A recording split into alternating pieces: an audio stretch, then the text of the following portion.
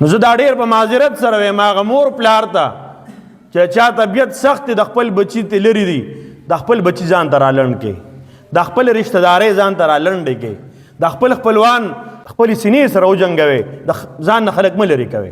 تاسو ګورئ د کم پلار او د کمې مور طبیعت چې سخت دي دا بچیو سره خواته نه کیني چې پلار یو کمره کي زوی بله کمره کي. دا زه ډېر معذرت سره وایم زموږ مشرانو کې دا خوی شته سختي پکې شته دا سختي ځانه لرې کول پکار دي. دا زما استانه زما استا رشته دار لرې کوي. بد اخلاقه کس دا د الله هم بدي شي او د الله د رسول هم بدي شي د خلکو هم بدي شي د انسانانو هم بدي شي. ښه چې الله خپل حبیب ته فرمایي اخلاق تی ښکلي دي طبیعت تی نرم دی مزاج دی نرم دی که دا ګرم وي دا سخت وي دا غضبناک وي نو خلک بله خوا نه راتله. نو اخلاق له ټول نه لوی دولت تی الله دې ما او تا ته را نصیبه کړي. د بد اخلاق انسان الله رب العزت هیڅ یو عمل نه قبلی.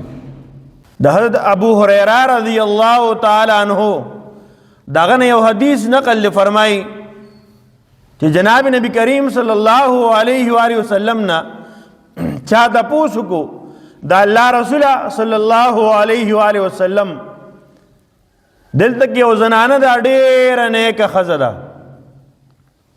عبادت گزاره ده غونډه شپه عبادت کوي تهجد هم کوي نفلونه هم کوي د شپې د ورځې نفلونه هم کوي او روژه اکثر روژې نیسي صدقات هم ډېر ورکوي ډېره صدقې کوي.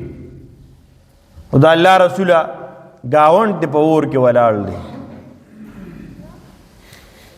ګاونډ دې څه دی په اور کې ولاړ ګاونډیان دې تنګ دي ډېره بد زبانه ښځه ده هر چا سره شری ده هر چا سره جګړی د هر چا ته کنزل او بد رد وي خلک دې سم تنګ دي څوک پخوا تیریږي نو کنزي او بد رد ورته وي. جناب نبی کریم صلی الله علیہ وسلم تپوس شو دې باره کې څه حکم دی. جناب نبی کریم صلی الله علیه و آله وسلم ارشاد فرمایو لا خیر فیها بدی کې څه خیر نشته هي من اهل النار دا ښځه جهنمی ده. بیا د یو بلې ښځې متعلق تپوس کو د الله رسول صلی الله علیه و آله وسلم یو بله زنانه ده ډېر نفلونه او ذکرونه خو نه کوي فرض مونځ اهتمام کوي او ډېر روجې نفلي خو نه نیسي خو فرض روجې نیسي او صدقې ډېرې نه کوي خپل زکات چې به کم فرض یې هغه ورکوي نو زیاتې صدقې ډېرې نه کوي. جناب نبی کریم صلی الله علیه وسلم تپوس شو دې باره کې څه حکم دی. فرمایل هي من اهل الجنه دا جنتی ښځه ده.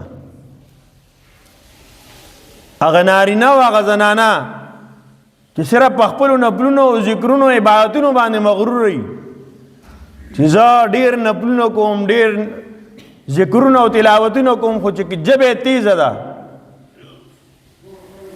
بد زبانه ده خلک ته تنګ دي کور کې ته انګور تنګي زامن ته تنګي لونه ته تنګي گاونډیان ته تنګي خپل خپلوان ته تنګي دا قرنګ نارینه د کور کې د خلک تنګي بار ته خلک تنګي.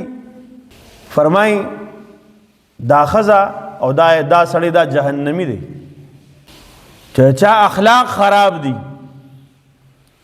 بد اخلاق کس دا د الله هم بدي شي او د الله د رسول هم بدي شي د خلکو هم بدي شي د انسانانو هم بدي شي. ځکه دا بد اخلاق دی ځکه دا نارینه او دا زنانه دا بد اخلاق دي اخلاق ښکلي نه دي. نو اخلاق له ټول نه لوی دولت ته الله دې ما او تا ته را نصیبه کړي ښکلي اخلاق سره ژوند تېرو. الله رب العزت جناب نبی کریم صلی الله علیه و وسلم ته ارشاد فرمائی اے پیغمبر علیہ الصلوۃ والسلام ستا دا طبیعت نرم دی نرم که دا سخت وي دا خلک به لرې تښتېدلی وي ستا طبیعت نرم دی خلک د له خواله راځي دا الله حبیب ته فرمایي او ستا که طبیعت سخت وي څوک به له خواله نه راتله.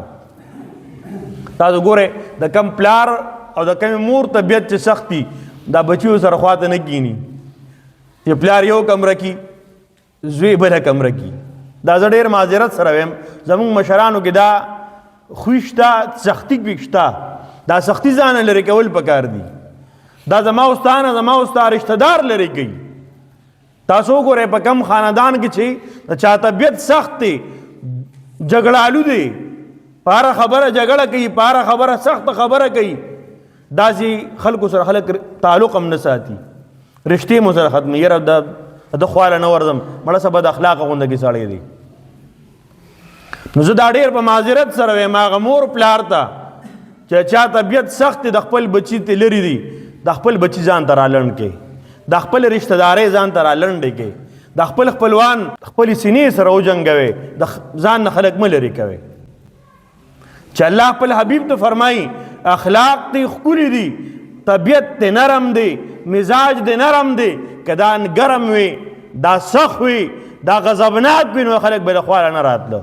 نو ما او تا خو بیا ډېره دې خیال ساتو، ځکه ما او تا ته ډېر ضرورت دی د خلکو دا لنډولو، ځکه مونږ کمزور یو. که مونږ هم ځان نه خلک لرې کړو یوازې به پاتې شو. دنیا هم د نقصان ده، آخرت هم د خسران او د نقصان دی. الله رب العزت زموږ ستاسو اخلاق ښایسته کړي.